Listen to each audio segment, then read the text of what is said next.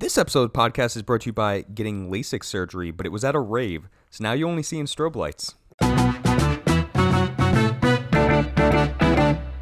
Ladies and gentlemen, welcome back to Roll the Credits, the podcast, the only podcast that's only about 9 minutes long. And thank you guys for listening. Frank, roll the credits. I'm Zach. And I'm Frank. And today we're here to talk about pros and cons for short films. Yeah. Tasty. I enjoy a good short film. I don't know about you. Yeah. They're easy to digest. They are. So you can get through like as many as you want in the short amount of time as you want. I've been going back and forth, like, we'll talk about some of them, but, like, there were ones where it's, like, previous to watching it, I was like, man, would it be great to just, like, we find a really, really good short film, and, like, we do that for, like, the movie podcast? Which is what we're doing right now. Well, yes, but, like, when, like... The movie podcast that you're talking about is this. But, like, the other episodes where we actually review a movie. Yes. Yeah. But, like, it's so hard to find one that is like, can we talk about this for more than, like, 5 minutes? Yeah.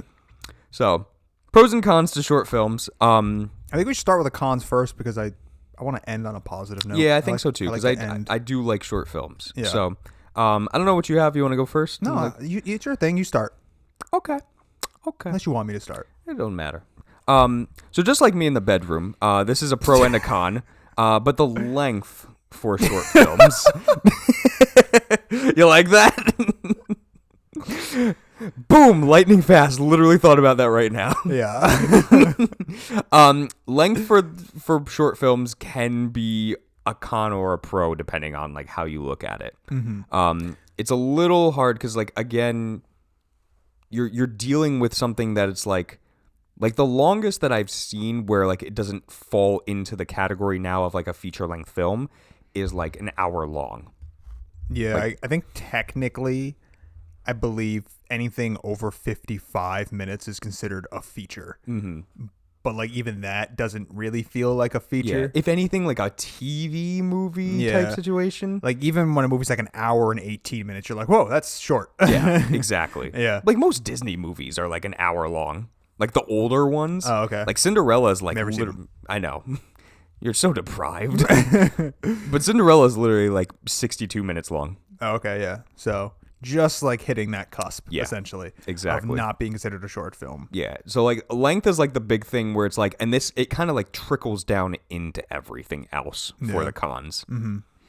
One of my cons, I mean, it's similar because listen, truthfully, I think what it really comes down to is the fact that you're fighting against time here. And the length is usually the issue, right? Like Yeah. you have to find a way. I think a lot of times short films can sometimes feel very rushed Yeah. because they're trying to tell a beginning, a middle, and end, an entire story. And if you're a good writer and director, you know, you're trying to tell a cohesive story that has like a proper character arc and something to learn and all that within 15, 20 minutes. Yeah. And, you know, that's hard to do. That's very difficult to do. I myself am struggling with that right now. I'm trying to write a short film to get made. And I'm like, oh, I've just scratched the surface and I'm 11 pages in. Like Yeah. I'm not even close to like where I want to go Yeah, yet. you're like, I have to Yeah. literally shrink this down. Right. And that's kind of like what I'm struggling with right now.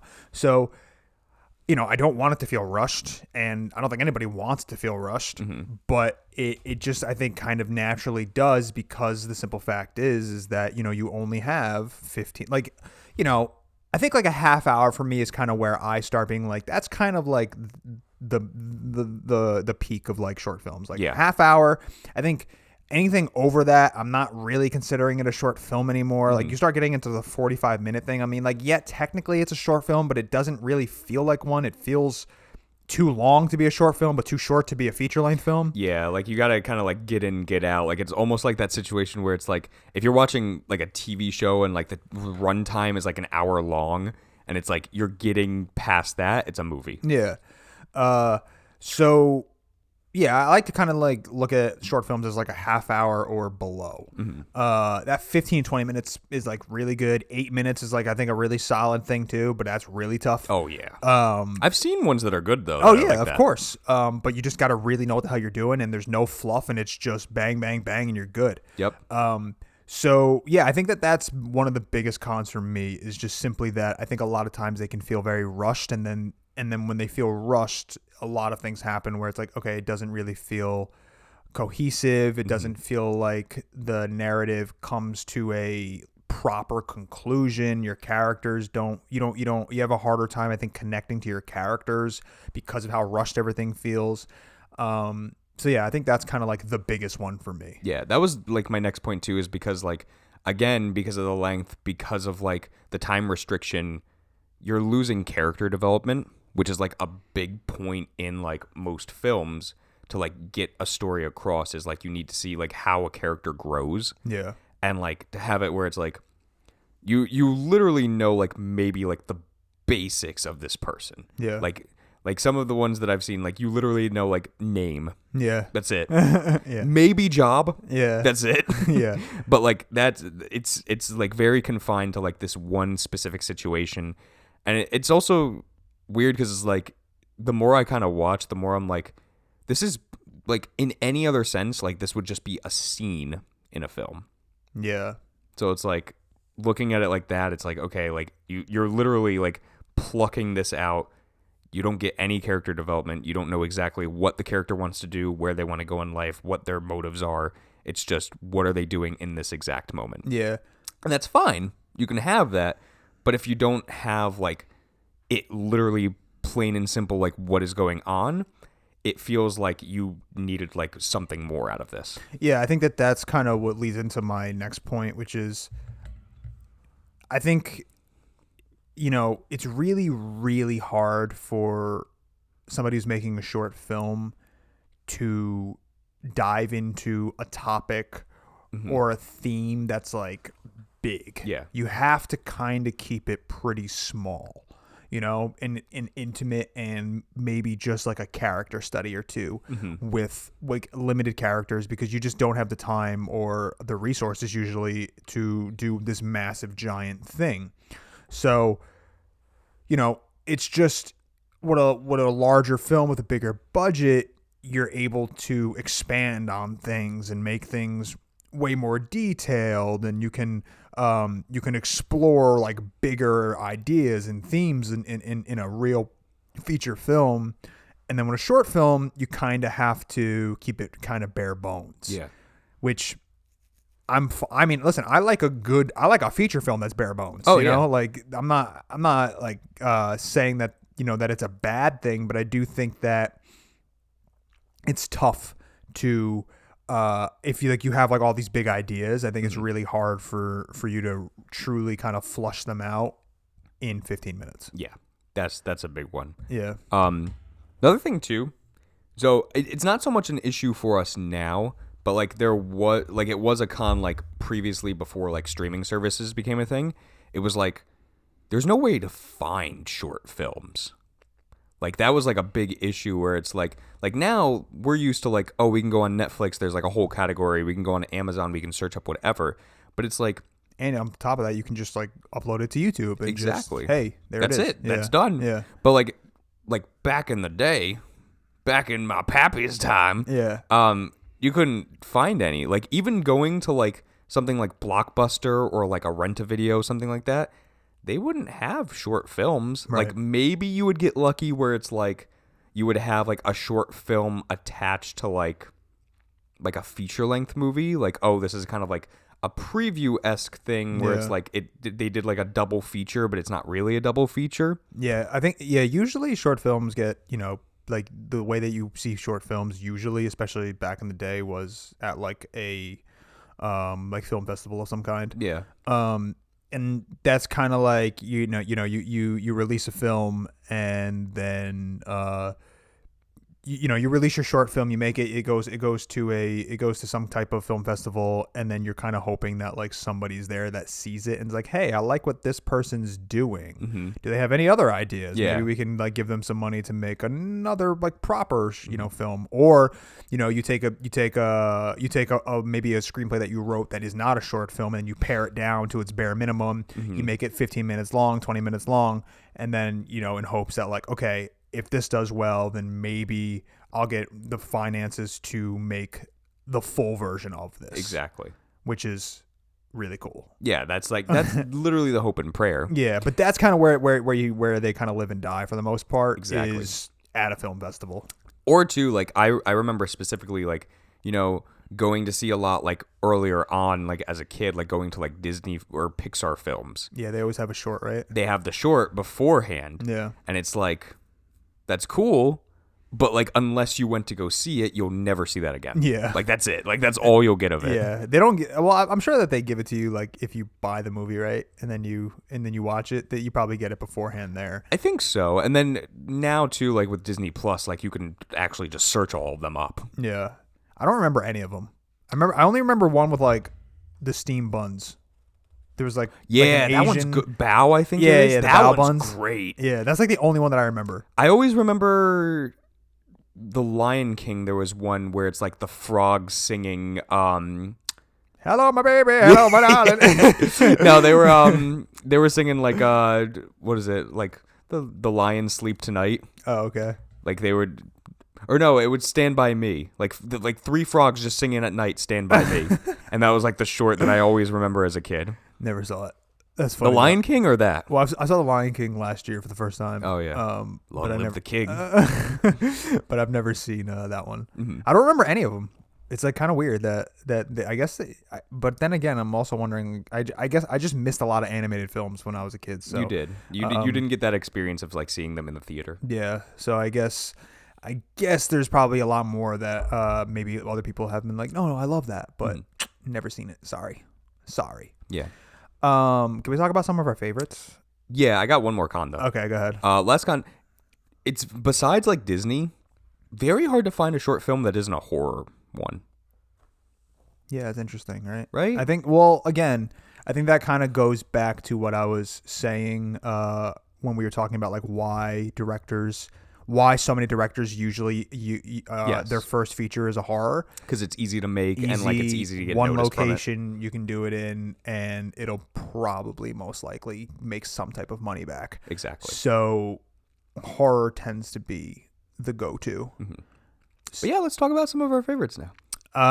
So my favorite short film, hands down, ever, is A Trip to the Moon. Oh yeah. My favorite. Yeah, you love that. I love it. Mm-hmm. I think here. Let me. You talk, kill some time. I gotta find some. So I was kind of going over like some of my favorites too. Like you're good now. You got it. Okay, 1902. good. It came out in 1902. A French film. A Trip to the Moon, and the one that I recommend watching is the one where, the band Air? Yeah. They did like the score for it years and years later. Dude, have you seen A Trip to the Moon? I know it was on Netflix. So no. Yeah, no. It's perfect. It is, shout out to 2001: A Space Odyssey. It is literally about like space travel and what they thought it was going to be like. And how we would get to the moon. So it's like all these fucking French guys running around in their fucking silly little outfits. And they get like a bullet, right? This big bullet, and they shove a bunch of guys in there, and they fucking pull the thing, and they shoot themselves up to the moon, right? And then they land onto the moon, and then there's aliens up there, and like they get into a war with the aliens, and then they end up bringing back one of the aliens to Earth. And then they like go down, and then they all celebrate that they all like made it alive, and the aliens there. Like, it's just like really silly, but it's really fun. But it's really cool to watch, like from in 1902, what they thought space travel would be, and how we would do it. And they weren't that far off. Like it was actually pretty accurate to what we actually did. Like they actually got it. They like did it perfectly where they basically like push their little like pod off of the moon and they just fall back down. And but like they actually had it where, you know, like when space travel, when astronauts come back, right, they like come back down on their ship, and then like everything breaks off, the parachute deploys, they land in the ocean, and then guys come out, pick them up from the ocean, and they take them back to land. That's exactly what they did in the movie. And I was like, wow, in 1902, like, you guys kind of knew what you were doing. It was really impressive to watch. And it's just funny and it's silly. But there is like kind of this weird thing that I get about where it's like, oh, everybody in this movie's dead. And like, because like it was like 100 years ago. Yeah, like that always kind of makes me feel weird. But I love A Trip to the Moon. I think it's perfect. I never ever think about that. That's where it's like whenever I watch like an older film, I'm like, I'm never like, these guys are dead. I think like when it's that old. Yeah. And it's like so obviously like, wow, dude, like this was just insane. And to watch them do like special effects. Yeah. And like how they did it, it was just it's so cool to watch. I think about that like with some things, like with 2001, like how we did it previously, like with the actor that plays Dave. I look at him and I'm like, wow, he looks really young here, but I bet he looks really old now. He actually doesn't. No? He looks really good. I watched him do an interview a few years ago, and I was like, oh wow, hey, Dave looks pretty good. He's literally just like the end, like the wrinkles, and that's it. No, he's a handsome guy. But it is weird. But A Trip to the Moon by far is like one of my favorites. I love it. There's not like a specific favorite that I have. Like I just wrote down like a bunch of them that like I think like were really, really cool. There was one that I watched like 2 years ago. It was a Disney short called Kit Bull. Okay. That one made me like cry, and like good on you if you can get me to cry with a short film. Yeah. Because it was literally just like the story of this cat that like is just astray, like just out in the city basically. I all of a sudden you're like, I don't like cats. No. It's not I don't like cats, but I don't like when they use animals, because like I feel like when something bad happens. If something happens, it's like I don't know. It feels like obviously I'm gonna feel it more if it's an animal for some reason. So that's the thing though, is because like it turns out happy, but like the cat comes across like a pit bull that is used for like underground fighting, and like you see him hurt, and like he's just kind of like, he sees the cat at first, the cat's afraid, the pit bull is kind of like it doesn't know how to like love, so it like kind of like fends it off for a second. The cat comes back, kind of like helps it out, like licks it. They start to like sleep in the same box together. It gets really sad. They both end up escaping, and then they find like just a couple that take them both in. Oh, okay. And then like they just are better. They're having like a beautiful life together. They're sleeping on top of each other. Like it's really cute. It's Nicolas Cage from Pig. Yes. It's what we wanted, Pig to ending. And, yeah. One that I watched like literally yesterday, which I thought was really, really cool, which was on my list for a while. The short story, this was like that teetering point where it was like 102 minutes, an hour and 2 minutes long. But it was called Anonymous Animals.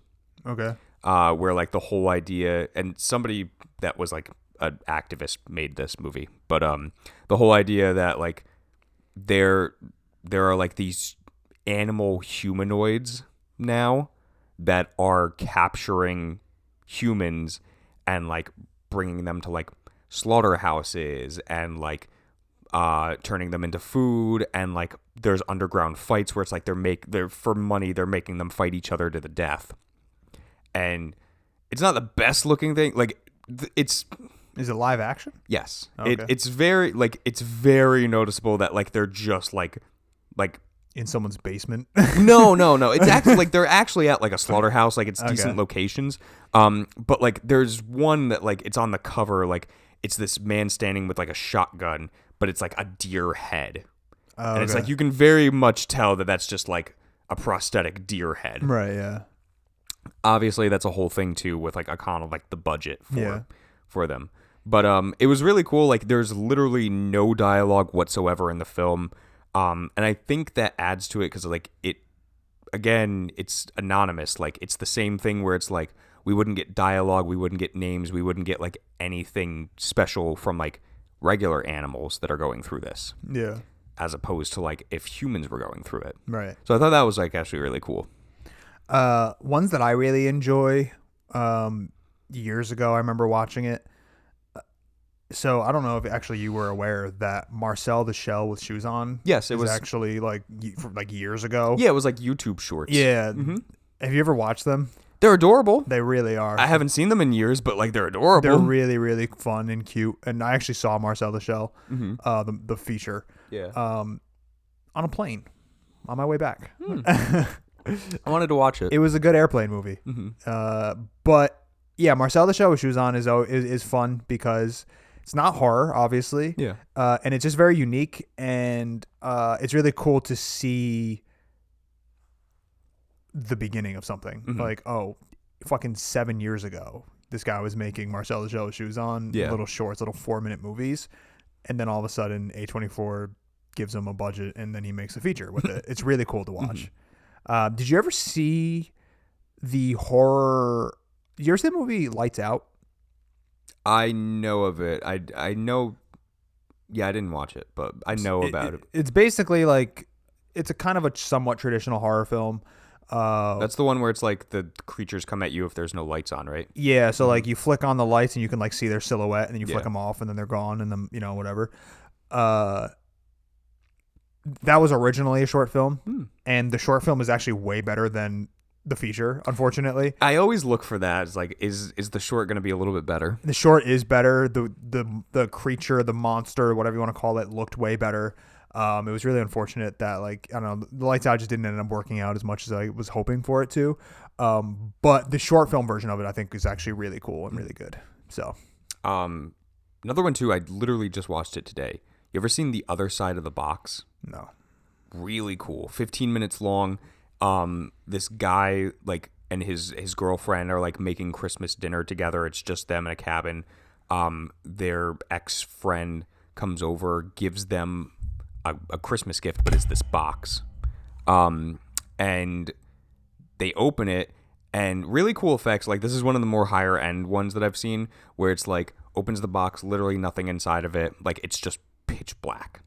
Takes a flashlight and is like, what the fuck? And like goes over it, still pitch black. Can't do anything. The ex-friend leaves. He just like runs out the door. He's like, I'm sorry, I had to give it to somebody. So kind of like similar-esque thing to like, what was the movie? I can't remember now. The STD movie. It Follows? Thank you. It Follows. Kind of similar to that, where it's like you just got to give it to somebody. Yeah. And so like he drops a pencil in it, just disappears into it. They read this note. It says, it can't get you if you're staring at the box. And then like they turn back, and there's this like this older man who's like all wet, like his head is just peeking out staring at them. Where'd you watch this? YouTube. Oh, okay. I won't spoil anything else for you if you want to watch it, but it's really cool like horror story to it. Yeah. I like things like that. Like another one too, I won't go like deep into them, but like Raqqa. That one you can find on Netflix. That was made by, is it Blomkamp? The guy that did District 9. Oh, yeah. Yeah, he funded this one. Actually looks high end. I really like it. It's got like weird crocodile people taking over the earth. Okay. Sounds like him. Yeah. One that I'm surprised that you didn't mention too. Hey, man, I'm not done. Oh, okay, then go on. Well, I wanted to say the one that I've been cheering on forever now, is Martin Scorsese's American Boy. Mm-hmm. Is that technically it's a short, I think, technically. It's less than an hour, so I'm going to call it a short. I think it's like 48 minutes or something. Mm-hmm. Boy, oh boy, it's going to happen one of these days. We're going to do it. Yeah. I love it so much. It's really cool to watch, to see a really young Martin Scorsese sitting on the couch, just hanging out, listening to all these fucking wild and crazy stories. It's amazing. I think it's on HBO Max. Do yourself a favor and watch it, because it's so damn cool to see, like, this guy just making fucking movies. Yeah. Like, with nothing, just hanging out with his friends, and he's just like, oh, there's this one guy that's in my friend group that's like just an ace fucking storyteller. Like, let's just have him tell stories to us. It's the best. Go ahead. Cool. Which one did I not mention that you were disappointed in?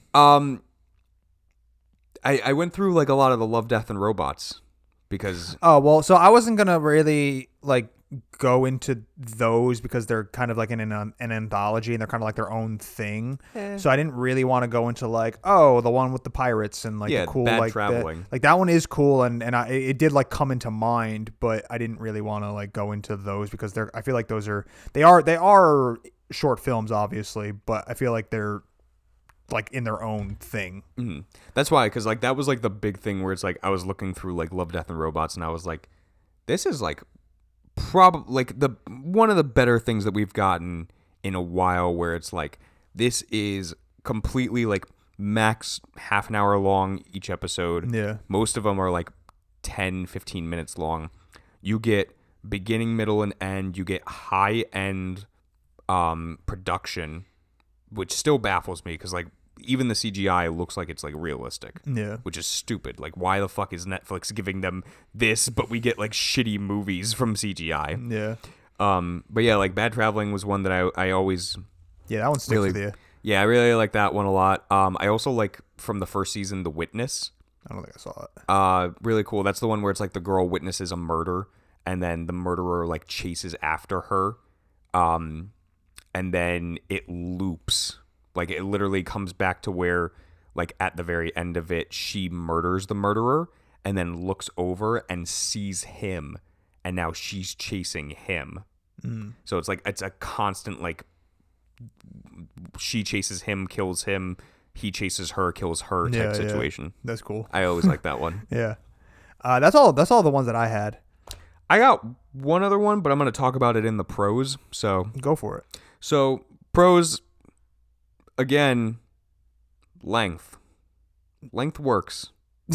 Length works for a pro in short films. Yeah. Because again, you can get your point across in a short amount of time. Yeah. You don't have to like sit there and have like a 2-hour long feature film that by the end of it you feel drained, but you can have a half an hour film that gets to the nitty gritty of it, and like you feel like you came out of this with something. Yeah.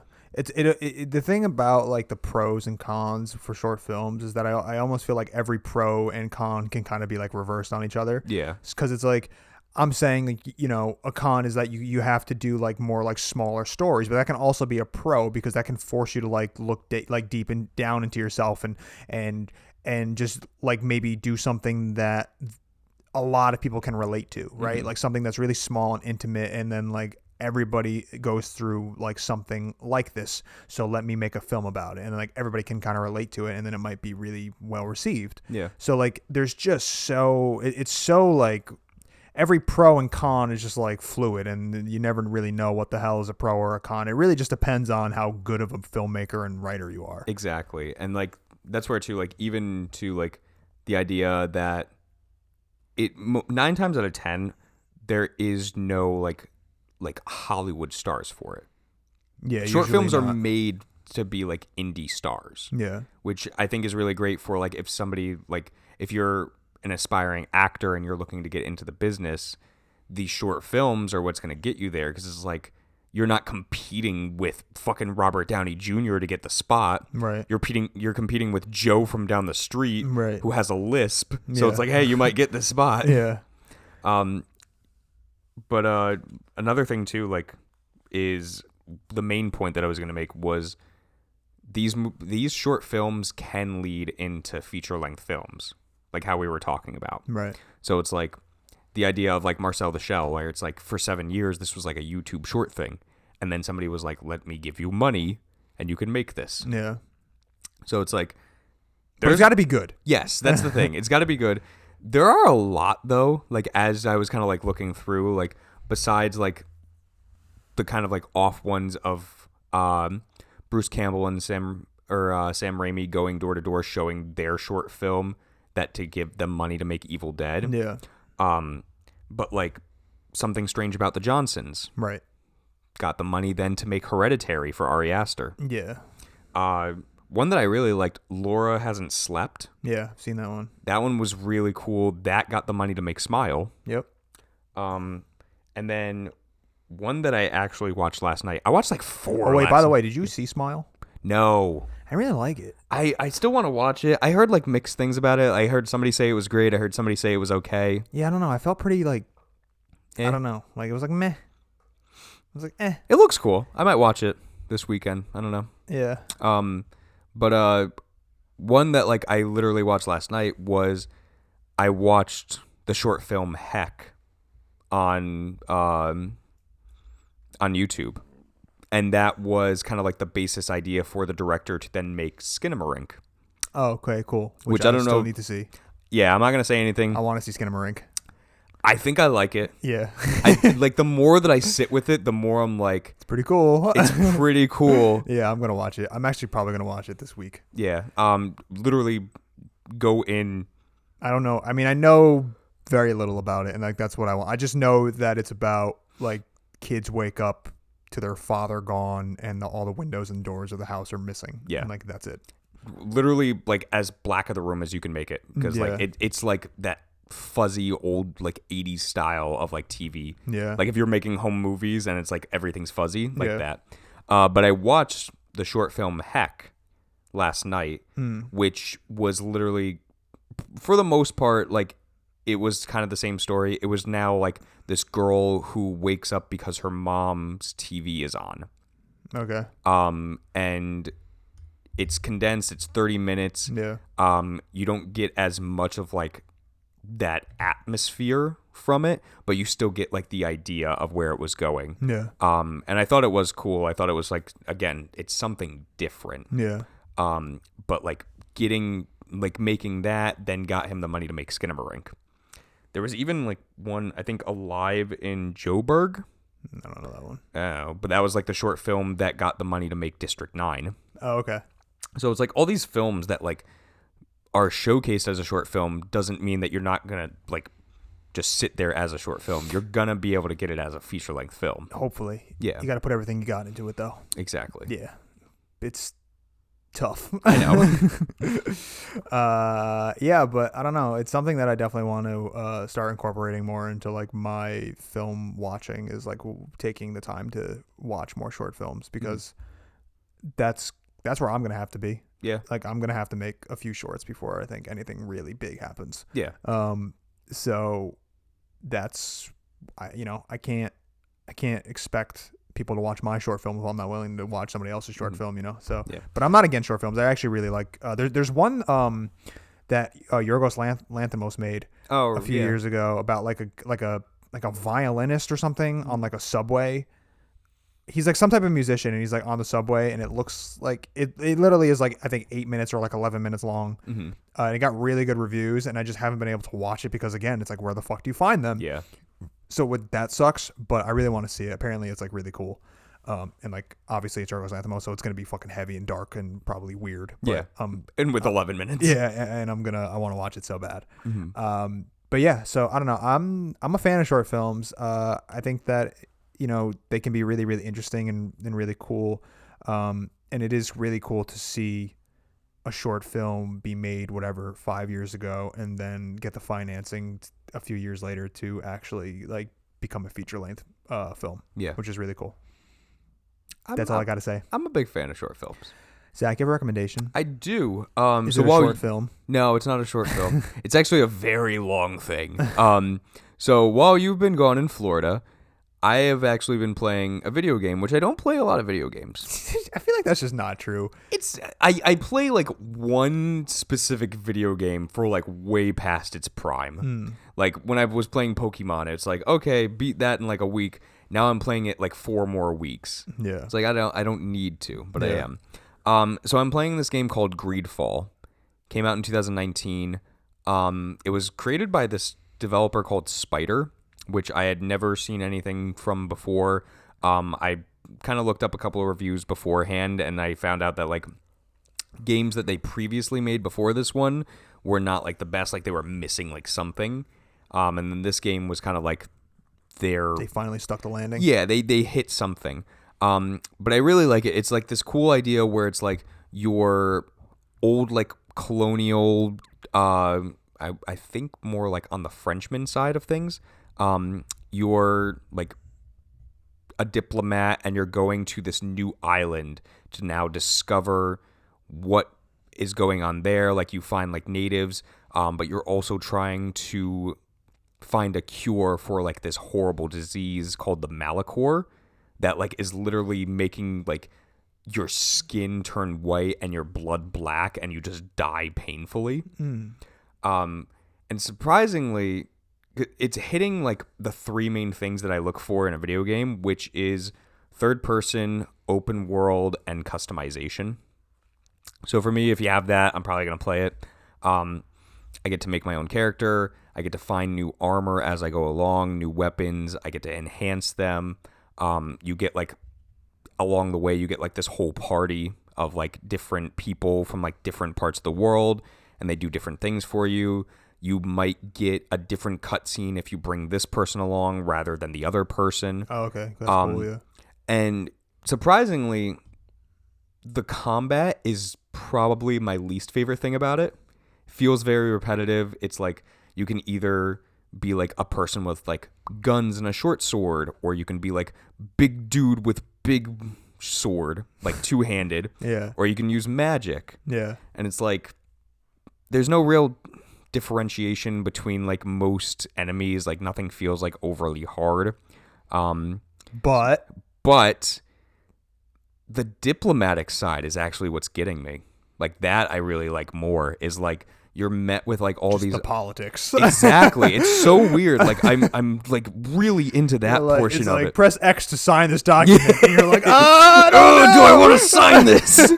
No, but like it's like the idea of like you could say one wrong thing and then all of a sudden like, you know, the sailors like start like if you do something wrong, like the sailors might hate you now. Yeah. And now it's like, okay, if I want to go into like the ship areas, I have to put on like a sailor uniform so they don't attack me. Right.